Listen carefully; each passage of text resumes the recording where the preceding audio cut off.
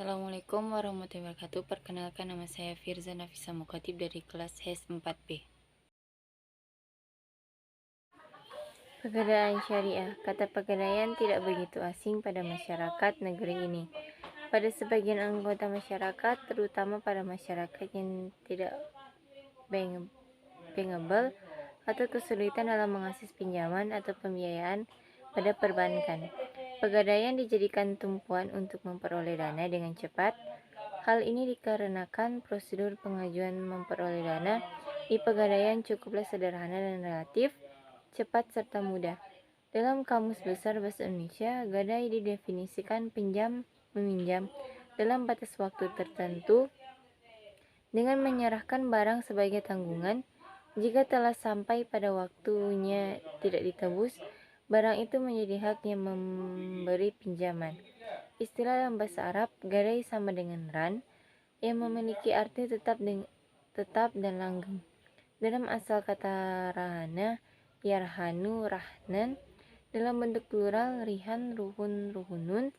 Pengertian gadai atau ran yang dikutip dari pendapat Muhammad Syafi'i Anotonio, ran adalah penahanan salah satu harta milik si peminjam sebagai jaminan atas pinjaman yang diterimanya. Yang dijaminkan dan ditahan adalah barang yang memiliki nilai ekonomis, atau dengan bahasa sederhana dapat dijelaskan bahwa ran adalah semacam jaminan atas hutang. Rukun gadai syariah. Dalam menjalankan pegadaian syariah, pegadaian harus memenuhi rukun gadai syariah. Rukun gadai syariah tersebut adalah pertama, ar-rahin atau yang menggadaikan adalah orang yang telah dewasa, berakal, bisa dipercaya dan memiliki barang yang digadaikan. Yang kedua, al-murtahin atau yang menerima gadai adalah orang bank atau lembaga yang dipercaya oleh rahin atau mendapatkan modal dengan jaminan barang gadai. Ketiga, al-marhun atau ran atau barang yang digadaikan adalah barang yang digunakan rahin untuk dijadikan jaminan dalam mendapatkan uang. Keempat, al-marhum bih atau utang adalah sejumlah dana yang diberikan murtahin kepada rahin atas dasar besarnya tafsiran marhun. Kelima, sigot atau ijab dan kabul adalah kesepakatan antara rahin dan murtahin dalam melakukan transaksi gadai. Syarat gadai dalam menjalankan transaksi ran harus memenuhi syarat-syarat sebagai berikut. Pertama, syarat akid, baik rahin dan murtahin harus mempunyai kemampuan, juga berarti kelayakan seorang untuk melakukan transaksi kepemilikan. Setiap orang yang sah melakukan jual beli gadai. Kedua, marhun bih atau utang dengan syarat harus merupakan hak yang wajib diberikan atau diserahkan kepada pemiliknya. Memungkinkan pemanfaatannya. Bila suatu yang menjadi hutang itu tidak bisa dimanfaatkan, maka tidak sah. Harus dikuantifikasi atau dapat dihitung jumlahnya. Bila tidak dapat diukur atau dikuantifikasi, rahin itu tidak sah. Ketiga, marhun atau barang dengan syarat harus bisa diperjualbelikan, harus berupa harta yang bernilai. Marhun bisa dimanfaatkan secara syariah, harus diketahui keadaan fisiknya, harus dimiliki oleh rahin, setidaknya harus seizin pemiliknya. Keempat, sigot atau ijab dan kabul. Dengan syarat sigot tidak boleh diselingi dengan ucapan yang lain selain ijab dan kabul, dan diam terlalu lama pada waktu transaksi, serta tidak boleh terikat oleh waktu. Secara umum, barang gadai harus memenuhi beberapa syarat, antara lain: pertama, harus diperjualbelikan. Kedua, harus berupa harta yang bernilai. Ketiga, marhun harus bisa dimanfaatkan, maka piutang tidak marhun bisa dimanfaatkan secara syariah. Keempat, harus diketahui keadaan fisiknya, maka piutang tidak sah untuk digadaikan, harus berupa barang yang diterima secara langsung. Kelima, harus dimiliki oleh rahin atau pinjaman atau gadai, setidaknya harus seizin pemiliknya.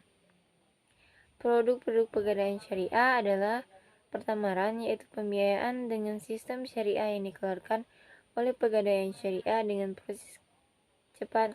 Penyimpanannya dengan barang jaminan berupa emas, perhiasan, emas batangan, berlian, smartphone, laptop, barang elektronik lainnya, dengan sepeda motor, serta mobil. Kedua, amanah, yaitu pembiayaan untuk memudahkan pembelian kendaraan bermotor dengan pinjaman sesuai syariah untuk karyawan dan pengusaha mikro.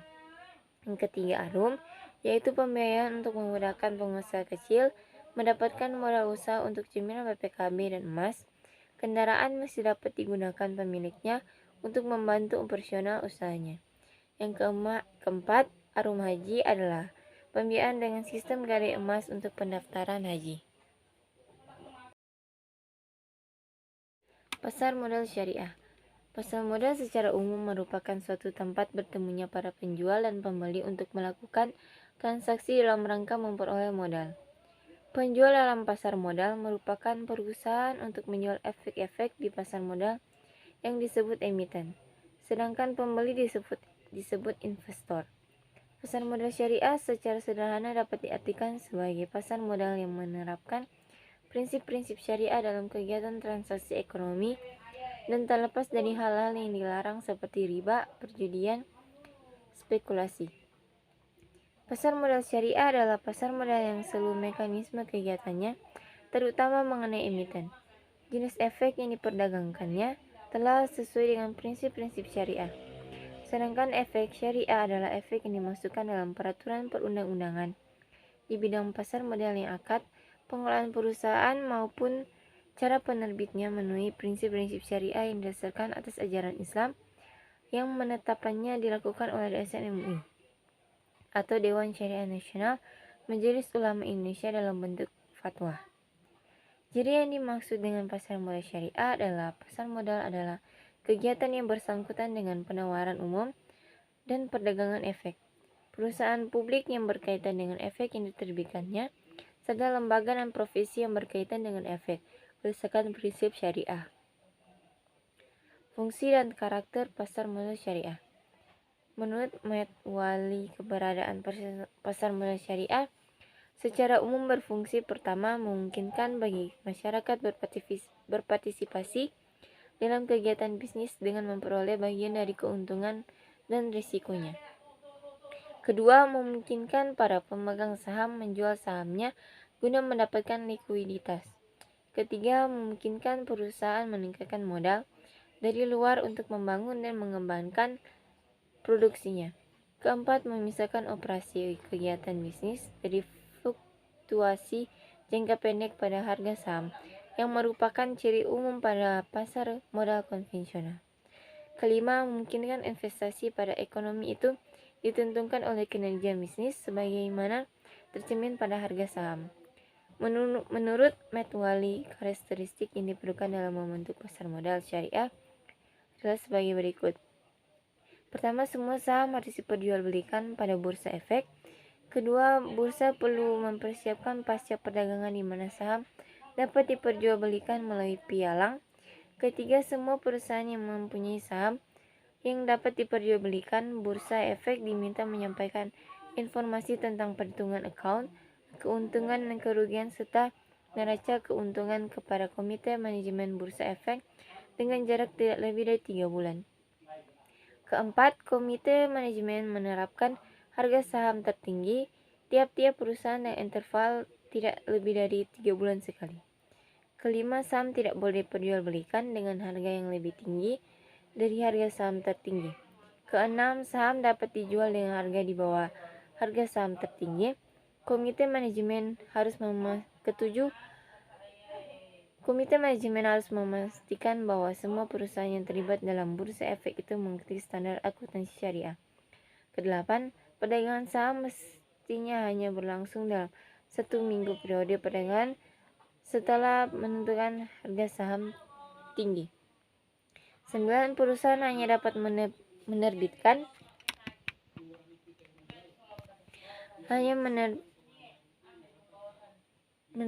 saham baru dalam periode perdagangan dengan harga saham tertinggi. Prinsip-prinsip pasar modal syariah. Pertama, pembiayaan atau investasi hanya bisa dilakukan pada aset atau kegiatan usaha yang halal, spesifik, dan bermanfaat. Kedua, karena uang merupakan alat bantu pertukaran nilai, di mana pemilik harta akan memperoleh bagi hasil dari kegiatan usaha tersebut, maka pembiayaan dan investasi harus pada mata uang yang sama dengan pembukuan kegiatan. Ketiga, akad yang terjadi antara pemilik harta dengan emiten harus jelas. Keempat, baik pemilik harta maupun emiten tidak boleh mengambil risiko yang melebihi kemampuannya dan dapat menimbulkan kerugian. Kelima, adanya penekanan pada mekanisme yang wajar dan prinsip kehati-hatian baik pada investor maupun emiten. Pasar modal syariah adalah pasar modal kegiatan yang bersangkutan dengan penawaran umum dan perdagangan efek, perusahaan publik yang berkaitan dengan efek yang diterbitkannya, serta lembaga dan profesi yang berkaitan dengan efek berdasarkan prinsip syariah. Pasar modal syariah di Indonesia secara resmi diluncurkan pada tahun 2003. Pasar modal secara umum menjalankan fungsi ekonomi dan fungsi keuangan secara simultan. Investasi pada pasar modal syariah dapat dilakukan oleh investor baik pada pasar perdana maupun pada pasar sekunder. Adapun risiko yang terjadi semata-mata berkaitan dengan kemungkinan terjadinya fluktuasi harga dan pasar modal itu terus berkembang.